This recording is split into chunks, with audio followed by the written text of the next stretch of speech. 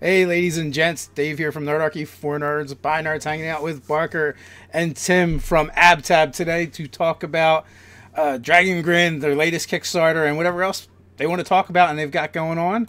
It should be a lot of fun. We have some tech things we're hammering out, sort of. So, welcome, gentlemen. Thanks, man. Yeah, thank you. I want to congratulate you guys because you funded in the first day and you guys are freaking killing it. Thank you. Thank you very much, man. We're standing on the shoulders of a great community who are amazing and support us in everything that we do. Yeah, I mean, you guys have done an amazing job of building that community, too. Like, you guys are always over there in the AbTab group, talking with people, commenting, posting stuff. I don't know how you guys find the time to do it, work regular jobs, and pump out products. And I will take the moment to say that is exactly why I'm sitting in my truck right now is because the day job, man, but I can't help myself. The community is inspirational. It's real relationships. So it's not something I even have to think about. It's just something that I love to do, and we always find time for the things that we love to do. You know what I mean?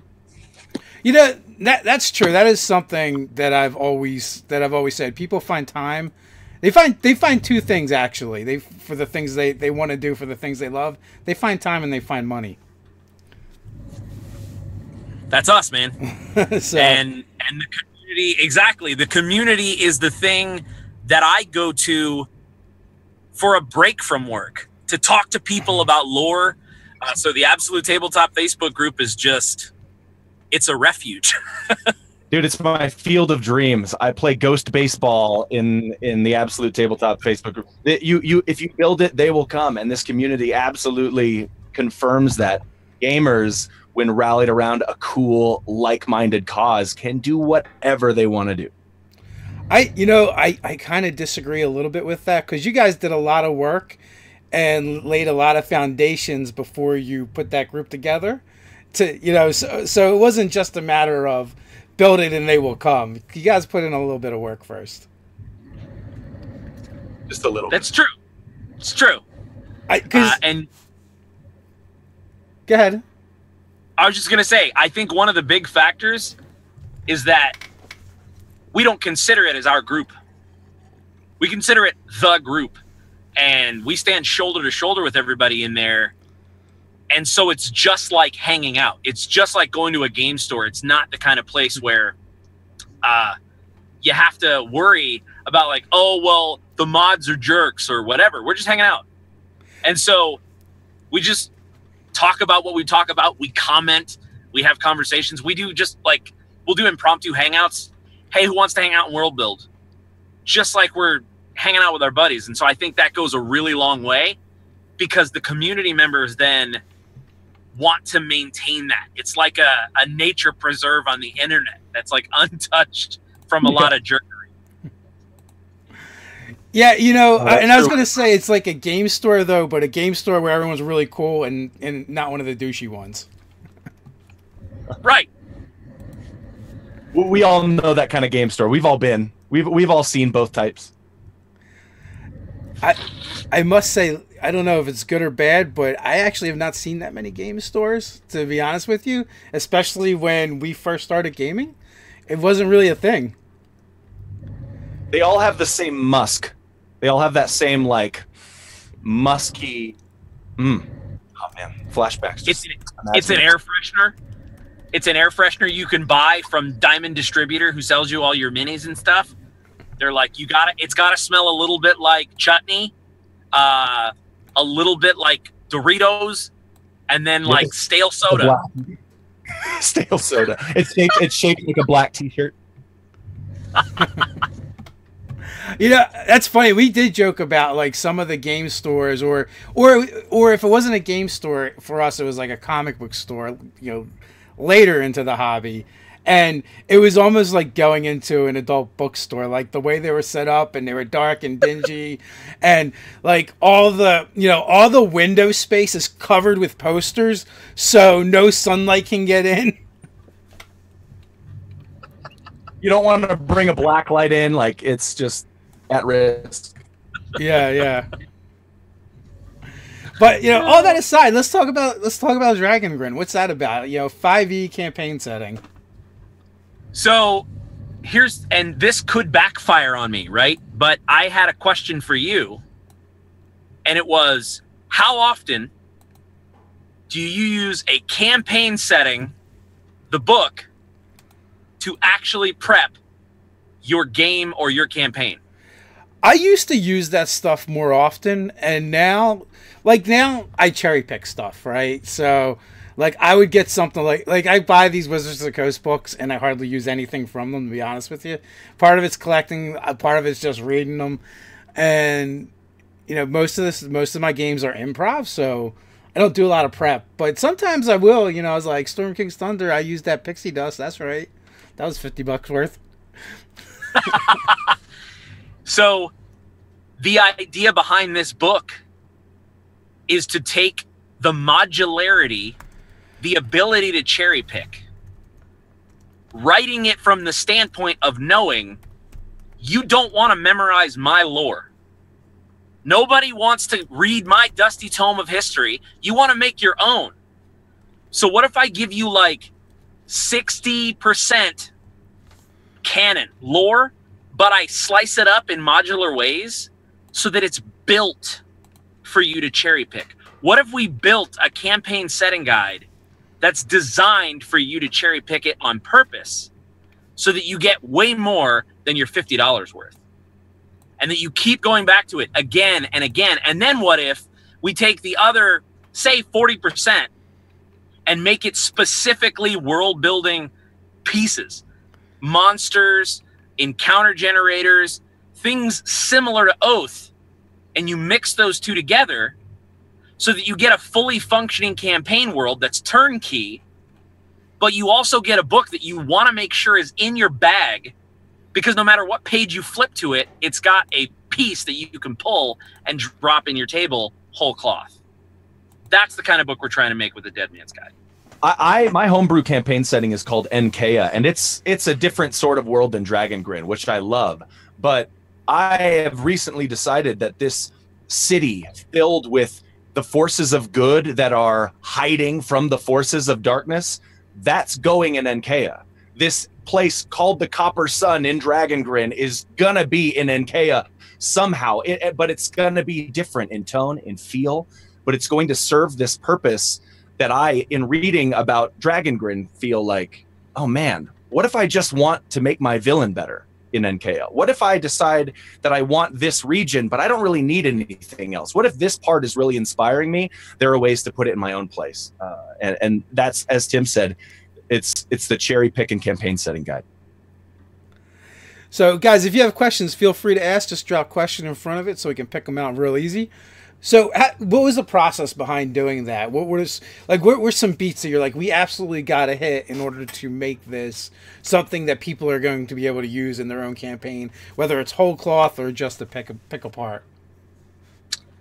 So I think that there are two main things. The first thing is it has to be for both sides of the screen. This book has to be rich with stuff for dungeon masters, but we also wanted to make sure it was rich with stuff for players.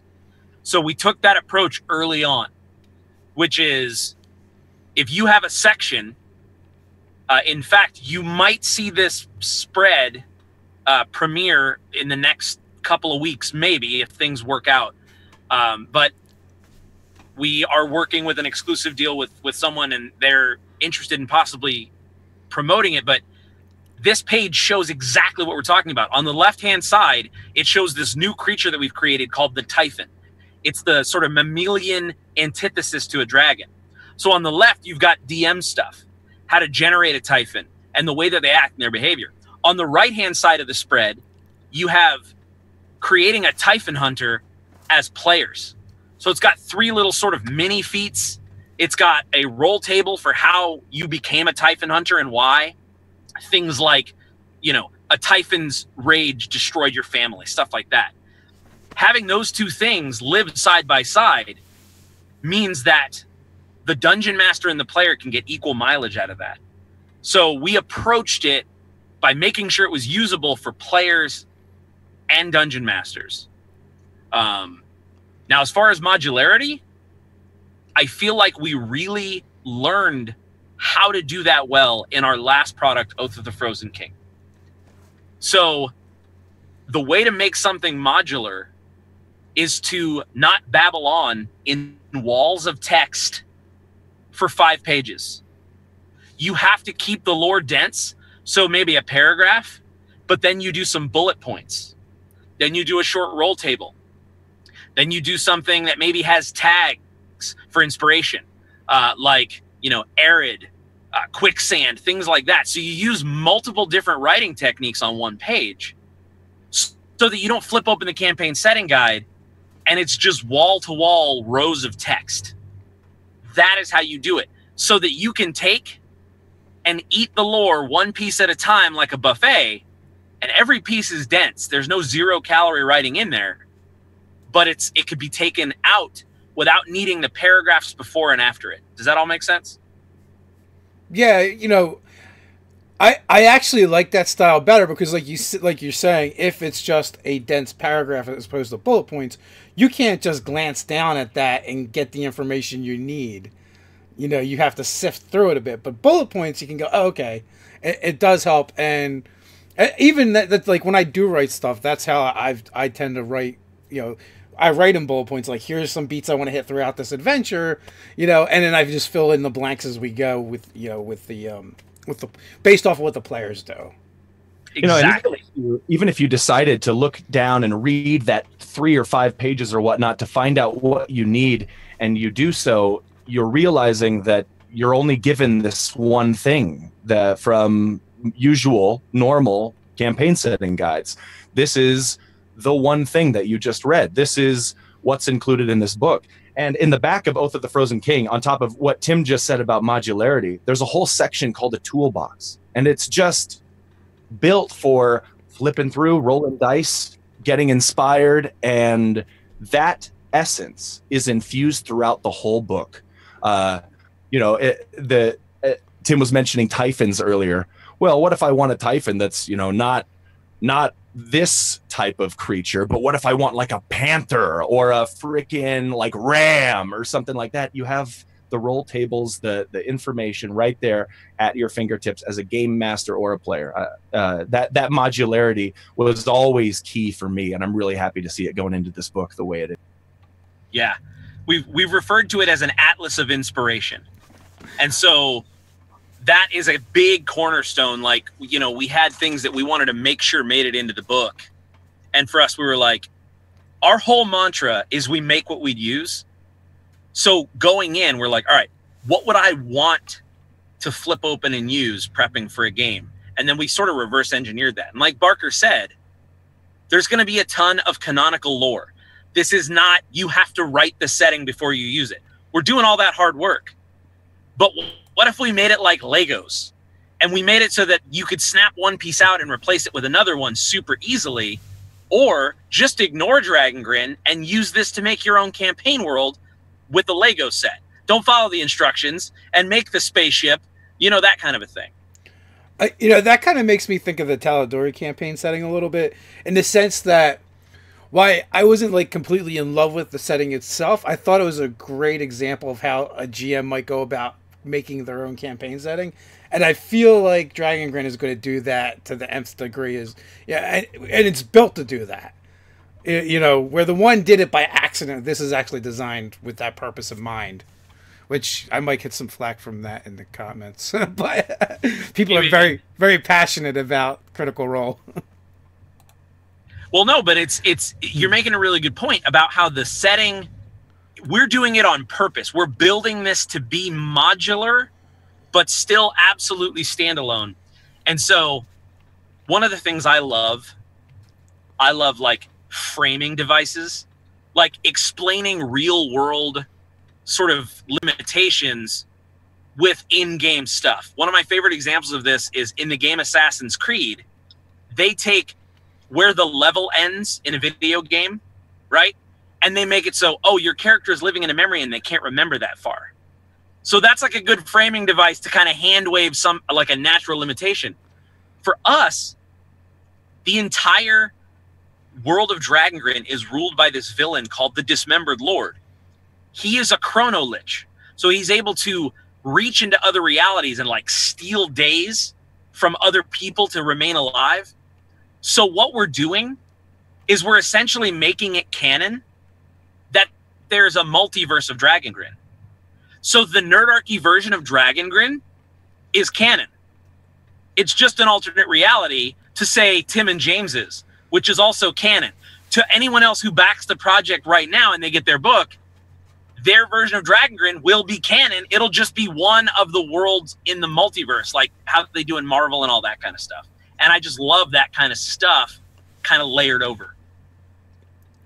That, you know, that actually kind of speaks to the earlier editions of D&D too, where that was actually built in. It like there wasn't just one prime material plane. There was exactly. many. So, Spacey Goblin, what inspired you to get into publishing in the first place? I'll throw that to Barker. Oh my gosh. It wasn't the ease of it. It wasn't. I really decided I wanted to learn InDesign, and there was no better way than just forcing myself. It wasn't for the fame, fortune, and women? No.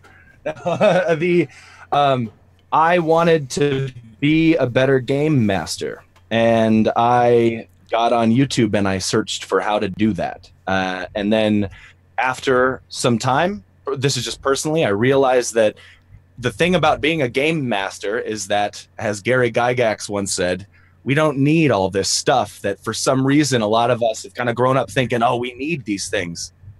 And then I realized, what if we published books with that mentality? What if we took that quote, you players, you don't need any of these books that we're selling you, and we still made books about that? What if we made things that were not only system agnostic, but modular, like Dead Man's Guide to Dragongrin or Oath of the Frozen King, and then told people, like, listen, we know that you're the brainchild that creates these things.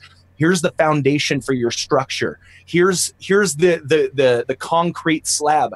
Show me what you can build on top of that. And that, realizing that you can publish stuff like that and still find people, like-minded people that are interested in supporting you, it's just blown me away. Yeah, and I have this weird correlation that I'm going to make, but I think it's so spot on, which is this. The reason why MySpace was overtaken by Facebook is because MySpace was about people building a shrine to themselves, and Facebook was about sharing thoughts with each other. MySpace was about going to someone else's page and looking at it, but there was never any real interaction like Facebook. I think that's the problem with campaign setting guides. Most of them, an author builds a shrine. They build the world. And while there's nothing wrong with that, it's a different kind of style than what I want to use. So instead of having to buy the Forgotten Realms campaign world or any campaign world and learn all of it before I use any of it, I didn't want to do that. I wanted to make it interactive on purpose. You don't have to know our world to use our world, because that's not the kind of game that I want to run. So instead, what if I hand you the book and go, hey, this is designed to be a conversation. This is designed for you to customize from the beginning. We're going to give you all the pieces tonally so that you know what we wanted it to be. Use what you want, throw away what you don't, and we love it anyway. And so that is what I think got me into publishing, was wanting to make the stuff that I would want to use. Was there a pivotal moment when you guys shifted to that type of product? I mean, with the last Kickstarter, Oath of the Frozen King, it seems like that's when you started moving in that direction. Was there an epiphany that you guys had together that pushed that forward? Or did it just kind of happen organically? It happened organically inside Tim's brain. We've always been a fan of system agnostic stuff, like I was mentioning before. And we've always, every single supplement we've built has been, built kind of for 5e, but if you're using something else, you can. But every supplement has been a step forward from the last one. look at the difference between something like Sewers Under Sandwall, or compared to Misty Meadows, and then look at Misty Meadows when compared to Riptide Raid. I think that the roots of the adventure kit are hidden inside Riptide Raid somehow, but slowly but surely, step after step, to the point when Tim said, "Hey, I think I have an idea for an adventure kit." That at that moment, that it's just one long path that led up to that crescendo in my mind. Tim. Yeah, no, I agree with that.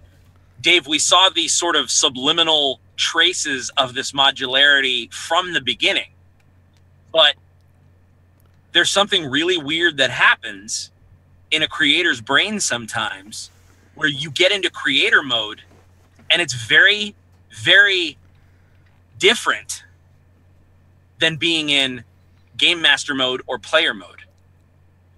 And so it's super, super different. And so I think when I had that epiphany, it was realizing that I use the modular stuff in our books more than anything else.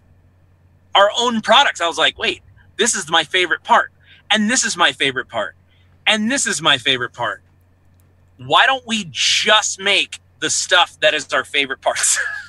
And that's where the adventure kit came out, was let's make the pieces. Let's give game masters the ingredients, and then you make the crazy recipe.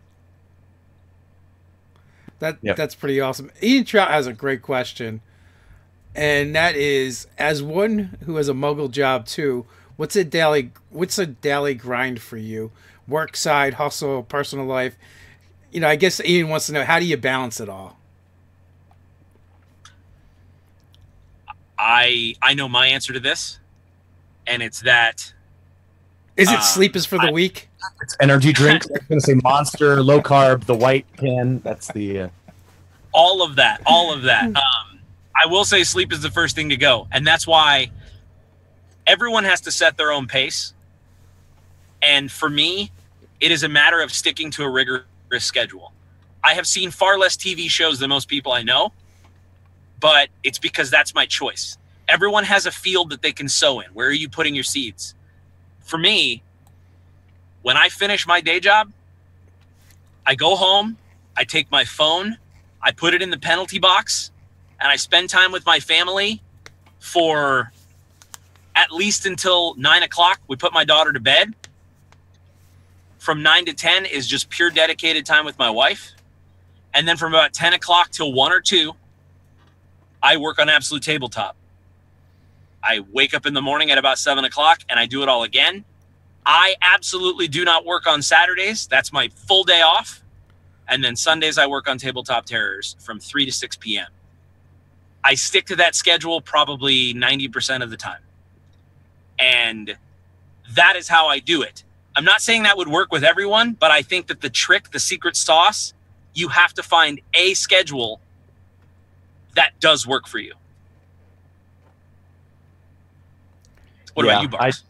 I wake up at about 1 p.m. in a pool of my own filth, and I have a copy of Be a Better Weapon Master 2 stuck to like my side, fused, and I pull it off. I'm going to echo a lot of what Tim said, in that it's all about scheduling your own structure. And it's, for me, that's always been a battle. It's the battle of the spiritual warrior, whose battle is always with the self. It's always been more difficult for me to find out, where can I tap into creative flow? Is because creativity to me is not like a keg that I can go to and flip it open and pour it into a glass. It's like a pile of wood, and I have to build the barrel myself, and then I have to make all of the things. It doesn't work as easily structured as it does naturally. But if you sit down and you force yourself to write for 30 minutes every morning, that's the key that I've struck. Every morning, no matter what, sit down, write for 30 minutes creatively, whatever it is. You'll look at the clock and you'll find that 45 minutes has gone by. And that right there is the key. When you realize, oh man, I'm in the flow, ride that as long as you can. That's the way that I balance the stuff out, is when I get inspired to create, I start creating, because I know that soon that creativity will go away. And someone that I know, Tim, he has a quote that I really like. He says, was unused creativity is not benign. It hurts you. If you have creativity and you don't express it, write it down, make a song, do anything, then it's just sitting in your head dying, creating mildew, and no one will ever hear it. And that's why there are 20 supplements at absolutetabletop.com, because we refuse to not tap into our creativity. And one final piece, and it'll be very short, which is this. It's progress over perfection. Put something terrible out. And then the second thing gets a little better. And then the second thing gets a little better. And then, or the third thing and the fourth thing and the fifth thing. Don't wait until it's great. Progress over perfection. I challenge everyone watching this to make something crappy, but finish it. And then do it again and do it again. Dead Man's Guide to Dragongrin would have been awful if it would have been our first book. That's all excellent advice. And Elfbait says it would kill him to stick to that kind of schedule. But the thing you have to understand, it's not Tim's schedule that's important. It's the thing that is important that he made one. It can be different for you. It's whatever works for you and gets you moving. Like now, things are a lot easier for me because I don't go to a full-time job. But when I did, I would work. I worked in heavy construction. I did road construction. That's any given day I would leave my house at anywhere from 4 to 8 o'clock at night and return anytime from 4 to 9, 10 o'clock in the morning. If that's an average day, that's not oh, you're going to work 20 plus hours or 30 plus hours this day. Right. I would tell people oh, I just had a 30-hour day, and they'd be like, there's not 30 hours in a day. Well, maybe not in your day, but it was just the kind of job where when things went wrong, you didn't leave. You worked until you got the problem solved or you fixed whatever was going on. So, and I would have a job that was a lot of hurry up and wait, right? So, I would work from my phone sometimes. I've written articles and blog posts on my phone. It's just figuring out where you can fit the stuff you really want to do in between the stuff that has to be done in your life. So it always comes down to sacrifice, really, to me. You're going to make sacrifices somewhere, and it's just whether or not you're willing to make them or not. And it's about your goal. My goal is to have a full-on, full-time publishing company. That's not everybody's goal. So if your goal is to just finish a module, you could probably get away with 20 minutes a day, over the course of 6 months. So exactly what you're saying. Just and also what Tim has said. I've said it time and time again. Just do something. Start. If you want to create content for videos like we do, well, you know what? Go make 100 shitty videos, because that's what it's going to take before you start to get your stride. Don't worry about the equipment you're putting it on, because the content's probably going to suck for 100 videos. As you try and figure things out, it doesn't matter. Just get moving. The hardest thing is to break your own inertia and just start. Yep. So Brian Smith has a really good question. I'm questioning this myself. Tim, do you need us to call somebody for you? Why are you always in a car? Well, this is actually in Florida, we have these really small things called modular vehicular homes. So on tax forms, I live in my truck. That's it. Everything with Tim is modular, as you can tell. Well, you know what? And that is, it's one of those things where progress over perfection. And I know it's obviously, we're joking about it, but I would rather get content done in my car than watch a YouTube video or a Netflix show and eat McDonald's. It's now I love McDonald's, but the point is, hopefully we're getting something done. Hopefully we're interesting you in this Kickstarter. Hopefully you're going to go and back us, because I'm getting it done, baby. It's not about the perfect set and I could have tried to cancel. Hey, I can't make it home, but who cares, right? We're having an awesome conversation. So, but I do need your help, and I do need to get a home, because I live in the car and it's been cold. So go back to Kickstarter. Go back to Kickstarter so that I can get a newer house. It's been cold. He lives in Florida. The next stretch goal is Tim gets a sweater. Yeah. Like, it's No, been seriously, cold. It's going down to 50 degrees. No, dude, it was like 72 this morning. We almost froze to death. No, We can't even go swimming. I had to wear actual pants. Oh my god. In the meantime, like yesterday we had like a foot of snow outside. But but Mother Nature's crazy because it's all melted today, so it's weird. That's crazy to me. It is crazy. Same. So Rob wants to know, will stretch goals include anything for companion worlds like Encia, I'm probably saying it wrong, and Enroth? I would say, I'm going to throw this out there, Tim. You can step on my feet anytime you want. I'm going to say that the focus has got to be Dragongrin. And the reason is because this is the first campaign setting guide we are making, and we really want to make sure that we do it right. And so Dragongrin, Dead Man's Guide to Dragongrin is the focus. In the future, like let's say, hypothetically, we want to do this book again, but with a different world. When we go back into it and we know what we're doing and we know what you're expecting and we can talk to the community and meet them halfway, then maybe we'll look into something like that for sure. For now, we got nailing down Dragongrin, I think, is our goal. 100% agreed. I thought he was going to talk about like 3021 because Barker looks like he could be a Time Lord. There's my Sonic. He super does. Yeah. He super looks like he could be a Time Lord. The Game Master Stop. How do you know what is good content versus what you toss versus what you lay aside for later? Never lay anything aside for later. Put it all in there, and then what you need to do is find someone you trust or someone you pay to edit your work. That is the litmus test. When a stranger sees it for the first time, you don't want it to be from you straight to them. In my opinion, you need to get someone who shares your sensibilities, whether you pay them or whether they're just a friend, to be like an alpha reader or a beta tester or an editor. And but in the meantime, everything you write is good.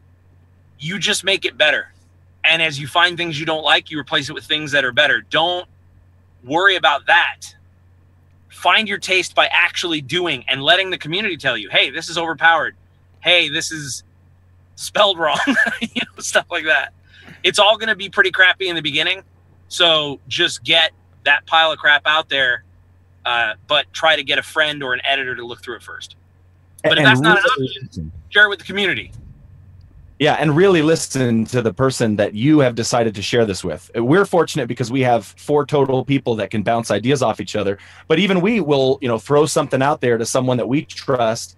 And, when someone says, well, I think your paladin class, it shouldn't be advantage that they get for this ability. It should be a bonus of +4. And that advice is more difficult to really nail down whether or not you should adapt and listen to it. But when someone tells you your paladin's boring, you should listen to that. And you should feel that hurt. You should feel it, the thing that you love, get torn out of your heart and thrown on the ground and stepped on. And then you should pick it up and make it better. Because the worst thing that you can do is say, nah, I don't agree. Because, well, you're just you.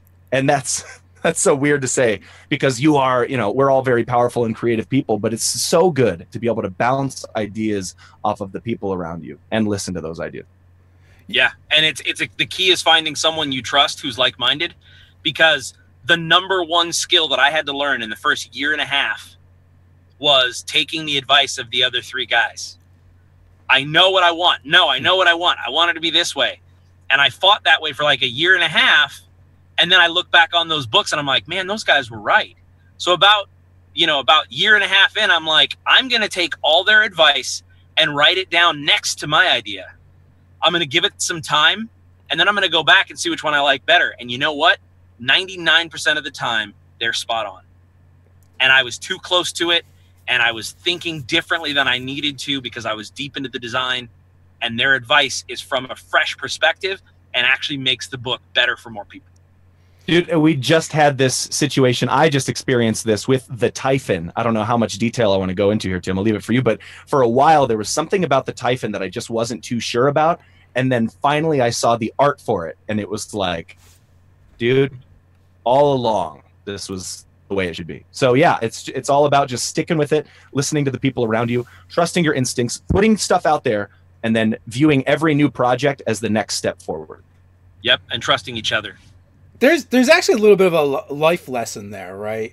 And it's something I've taken away, from my own experiences, and I've tried to impart to other people. Is if all you ever do is look at other people's part in the thing, like they didn't like what you did or whatever, there's absolutely nothing you can do about that. But if you can internalize that stuff and figure out how that connects to you and what's your part in it, that's the only thing you have any power over, and that's yourself.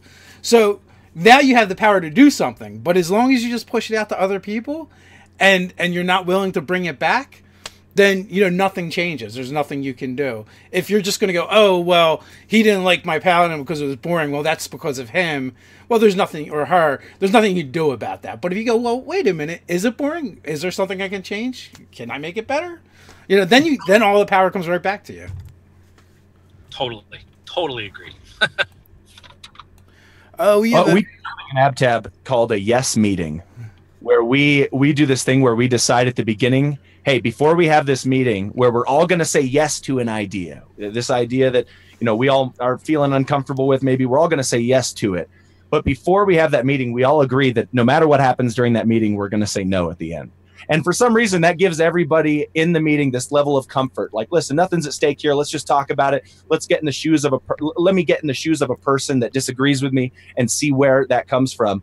And sometimes by the end of the yes meeting, we have changed our minds. It's all about being able to put yourself in the shoes of someone that might not be you. Right. And the purpose behind that is, so often before an idea has been fully explored or developed, it gets derailed by one person going, no, I don't like this, before the idea has even been able to have a full discussion devoted to it, or let it breathe and sort of all of us, intuitively get to a place. So the yes meeting is, all right, guys, every idea is a good idea. Just throw anything out there. And that, like you said, that liberty is that you just go. And then by the end, you're like, wow, we actually did come up with a really good middle ground that probably would have been, murdered early if this was just a regular meeting. I think they made a movie about that at some point. It's called Liar Liar. No, I'm just kidding. Oh no, there's another one, Yes Man or something. Oh, Yes Man. Oh gosh, yeah. I thought that's still a Jim Carrey movie. Tim, I thought you were making a joke by naming a different Jim Carrey movie on purpose. No, I was actually making maybe my subconscious brain was that smart, but Tim Carney is not that smart. I'm just going to say yes to that. So Dean has a question for me. I can answer this real quick and we can move on.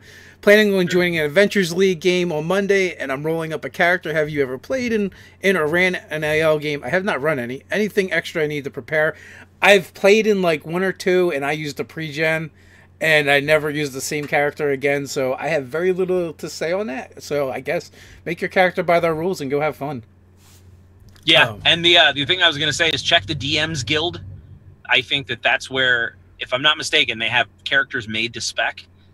Most dungeon masters that I know who run Adventurers League, as long as it's like relatively normal, they don't care. But just don't come in there with an Unearthed Arcana swashbuckler from 2016, all this weird sub races and all that. And I think you should be fine. Just tweet at Lisa Chen. She'll know. All your tweets, send them there. Michael wants to know, are there dice drop generation in Dragongrin like there are in Oath? So there are things like that. What we're trying to do is take the dice drop generator a step further, and you'll see roots of this in Weapon Master 2, or one of our recent releases. Instead of it being a thing where you drop the dice and draw a map of a dungeon, It's a thing where it's basically it's a treasure hunt hex crawl where you drop the dice on a map of like a region, and the different dice assigned to it are like people looking for the weapon, the villain, the kind of weapon, all this stuff. So there will be fun things to drop dice. Probably a dice drop adventure generator, but also other cool stuff where you can just drop dice and have fun.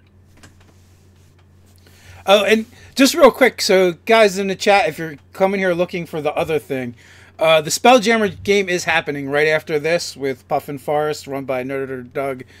So you are in the right place. Just hang out. But we're not playing in a Spelljammer game right now. That's why I showed up here, Dave. No! I've got my hamster ready to go. I just failed my astrogation check, IRL. Well, and if you're here for Spelljammer and you're feeling benevolent, go check out a Dead Man's Guide to Dragongrin Kickstarter live now. Yeah, the links are in the description on YouTube and Facebook, as always, folks. But yeah, just so you guys, and if you guys are here for Dragongrin but not Spelljammer, stick around because that's up next. They've got a wacky, crazy game going on over there that they're all a bunch of foodies, and the first session took place as a food competition. So that's amazing. I love D&D. That gets a little out of hand. They've come up with an in-game contract to what are the rules for eating a fellow party member if they become deceased. That's how you know you got a good group right there. That's how you know you got a good group. That's how you know you got a good group. Absolutely. Only in D&D, man. Only in D&D. Well, and we certainly don't want to make the game run too late. So we still got time. They're scheduled for 1:30. Okay, cool. I was just like, I'm not trying to make everybody wait for the So no, we're good. There was a couple people that were asking, so I just wanted to address it so they knew they were in the right place. But they get to take in some awesome absolute tabletop in the meantime while they wait. Yeah, buddy. James Leslie, very empowering video, great for new writers or people kind of lost. Well, hopefully you will be found now. Totally, man. And if you like that, all of this stuff is how we think when we're writing our books. So we try to lace them with this sort of inspirational bent and just making it so that you can take any of our books that we've written and do cool stuff with them. That's our whole thing. So this is kind of funny. Kyle is like, every stream makes me feel like, oh, wait, so no, that's not the part I want. Every time Dave says he doesn't use something like adventures, it makes me want to make one he would use. There's a lot of cool ones that I'm intrigued to use, but honestly, it's a combination of being lazy and busy. So it's just like, it's just quicker for me to make something up. Do you ever find yourself like, I'm going to cherry pick out of this campaign setting guide, and you open it up and like 2 sentences in, you're like, oh, I'm inspired to do this thing, and you close the book and you put it back on the shelf, and that's my brain, man. I can't sit there for an hour and prep in the same way for the whole hour. I used to write full-on modules, and maps and do the whole shebang, and I loved index cards, putting NPCs and magic items and encounters on index cards. And, you just write pages and pages of material that my players will never use. That evolved to, like, this flowchart system. And I was like, oh, well, this is kind of cool. And this makes it open-ended, and the players kind of do what they want. Kind of modular, like you're talking about. And then it kind of went to, fuck it. Here's 3 sentences. And I'm going to make an adventure out of this somehow. We'll see what they do. And then players happen, and you only use one of the 3 sentences even. It's like, that still happens. You're like, guys, I prepped 3 sentences. You only did 1. Yeah. The Game Master Stop wants to know, how do you guys define the term lazy DM? Good at improvisation. Yeah. Yeah, it's the secret is just to spend the time thinking about your game and the players and what they're going to do.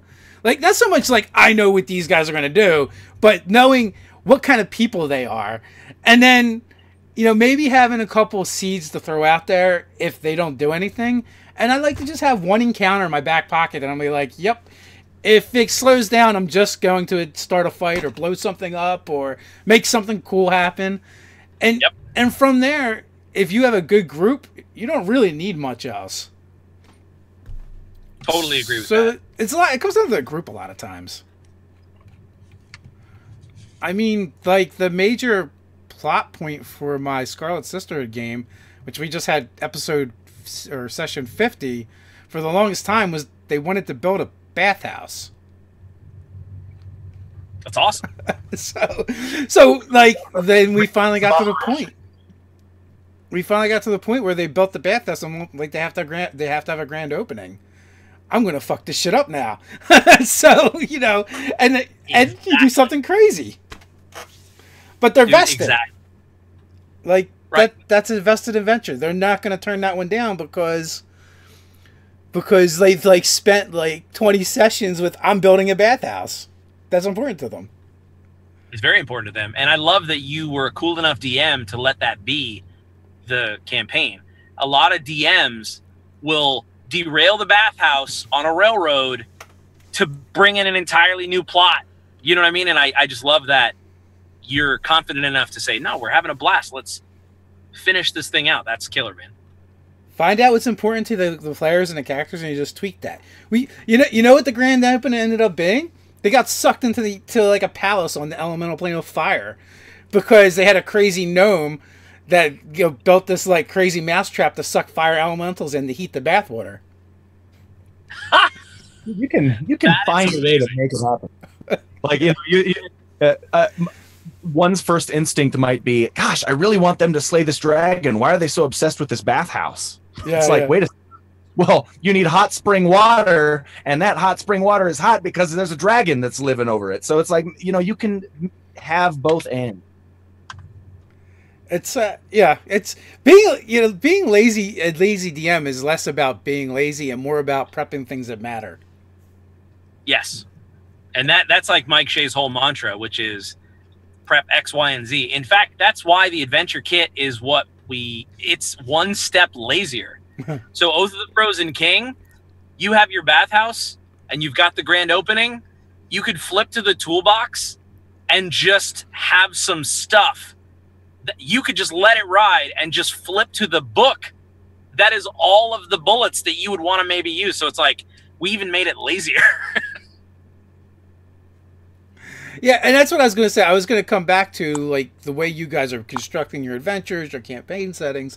These are great for someone that wants to be a lazy DM because you just got pieces you can pick out and throw in when you need them. Like, I found one of the downfalls to me DMing the way I am, I suck at giving out treasure.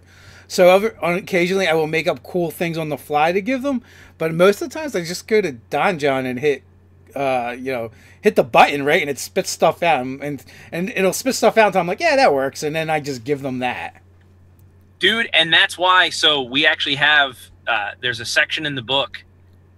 It's a stretch goal. I don't think it's been unlocked yet, but it's called Glimmer and Doom, and it's essentially a small section for dungeon masters like you and me who are bad at giving out treasure to give out thematic treasure based on the world, so that you don't accidentally give something way too strong or way too weak or etc. So we got you covered there too in Dead Man's Guide. So I noticed the Kickstarter has been slowly going up as we've been doing this live stream. So I'm like, maybe we should set a number. We're not going to end this stream until the Kickstarter hits that number, and then you guys can see Puff and Forrest play Nub Nub, and only then. We're holding your space gerbils hostage until we reach our next stretch goal. So. I would not actually do that. Well, maybe I would. But I got things to do today, so I can't do it to you today. We are going to have to wrap it up. Today is a shoot day for us. I don't want to let those guys get in here for their Spelljammer game. But as always, I always enjoy having Abtab on in whichever incarnation you guys show up. And, as always, guys, it's always great when you show up and ask questions and hang out with us in the chat. Thanks, Tim. Thanks, Barker. You guys are welcome to come back anytime you want. Good luck with the Kickstarter, and congrats on funding so quickly. And you guys are kicking ass over there. Keep it going. Thanks, man. So until next time, guys, stay nerdy.